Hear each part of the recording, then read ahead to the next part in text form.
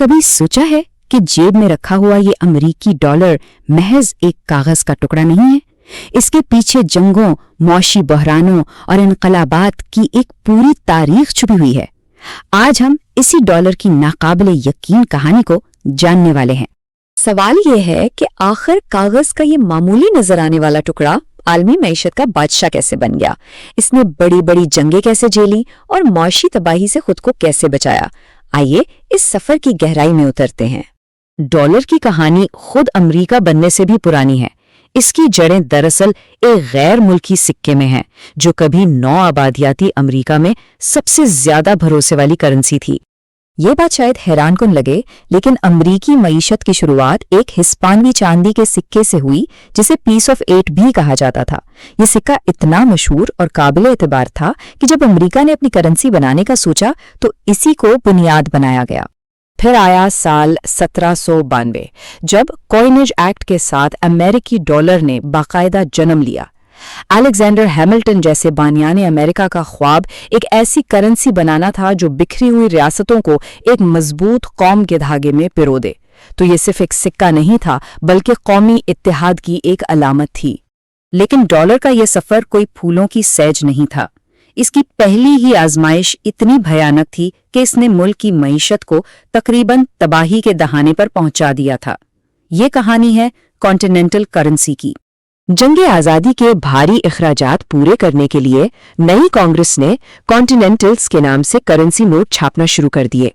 ये एक बहुत बड़ा माशी जुआ था और इसकी कीमत पूरे मुल्क को चुकानी पड़ी। तो इस जुए का नतीजा क्या निकला? मुकम्मल तबाही। सिर्फ चंद ही सालों में इन कॉन्टिनेंटल्स की कदर इतनी गिर गई कि वो अपनी असल कीमत का सिर्फ 40वां हिस्सा रह गए। लोग मजाक में उन्हें अपने घरों की दीवारों पर चिपकाने लगे थे।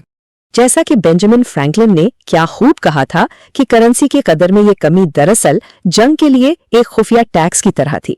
यानी हुकूमत ने नोट छापकर खामोशी से अवाम की जेबों से जंग की कीमत वसूल कर ली।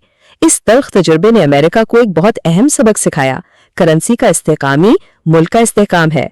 कॉन्टिनेंटल की तबाही के बाद अमेरिका ने एक सबक तो सीख लिया था। अब सवाल ये था कि डॉलर को काबिल भरोसा कैसे बनाया जाए।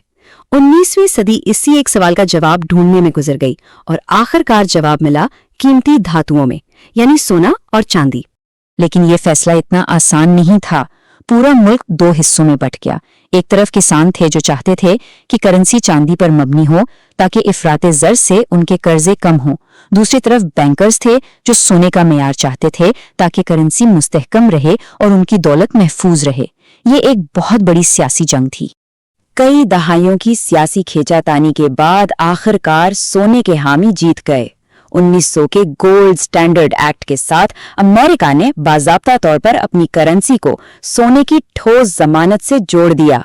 अब हर डॉलर सिर्फ कागज का टुकड़ा नहीं रहा, बल्कि ये सोने की एक रसीद बन गया। और ये थी वो जादुई कीमत जिसने कई दहाइयों तक अमरीकी मईशत को संभाले रखा। $20 और 67 सेंट में 1 ट्राई आउंस सोना। इसका मतलब ये था कि कोई भी शख्स किसी भी वक्त अपने डॉलर बैंक ले जाकर उसके बदले खालिस सोना हासिल कर सकता था। लेकिन ये सुनहरी दौर हमेशा कायम रहने वाला नहीं था।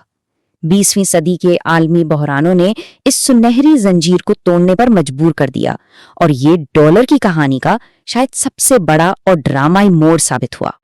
अजीम कसाद बाजारी यानी ग्रेट डिप्रेशन ने सब कुछ बदल कर रख दिया। बैंक दिवालिया हो रहे थे और लोगों का कागजी करेंसी पर से एतमाद उठ गया। हर कोई अपने डॉलर के बदले सोना मांग रहा था, लेकिन हुकूमत के पास इतना सोना था ही नहीं कि वो सबकी मांग पूरी कर सके। गोल्ड स्टैंडर्ड अब अपनी आखिरी सांसें ले रहा था। इस बहरान से निमटने के लिए सदर रूजवेल्ट ने एक ऐसा कदम उठाया जिसका कोई तसव्वुर भी नहीं कर सकता था। उन्होंने अमरीकी शहरियों के लिए डॉलर को सोने में बदलना ही गैर कानूनी करार दे दिया और यहाँ तक कि लोगों से उनका निजी सोना भी जब्त कर लिया गया। ये मईशत को बचाने के लिए एक इंतहाई सख्त फैसला था। दूसरी जंग अजीम के बाद दुनिया को एक नए मुआशी निज़ाम की जरूरत थी। ब्रिटेन वुड्स मुआहिदे ने अमरीकी डॉलर को आलमी मुआशरत का मरकज बना दिया। अब दुनिया की तमाम बड़ी करेंसियां डॉलर से जुड़ी थी और सिर्फ डॉलर ही था जो सोने से मुंसलिक था। और फिर आया 1971 का वो तारीखी दिन सदर निक्सन ने टीवी पर आकर एक ऐसा ऐलान किया जिसने दुनिया को हिलाकर रख दिया। उन्होंने कहा कि अमेरिका अब डॉलर के बदले सोना नहीं देगा। बस एक ही लम्हे में डॉलर की वो सुनहरी जंजीर हमेशा के लिए टूट गई।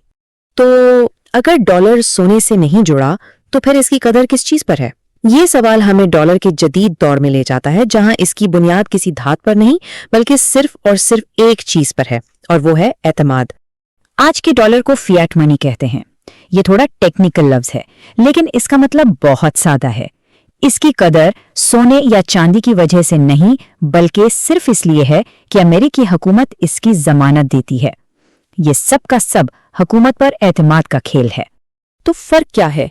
इसे ऐसे समझें कि पुराना डॉलर सोने की एक रसीद की तरह था, जिसे कोई भी किसी भी वक्त भुना सकता था।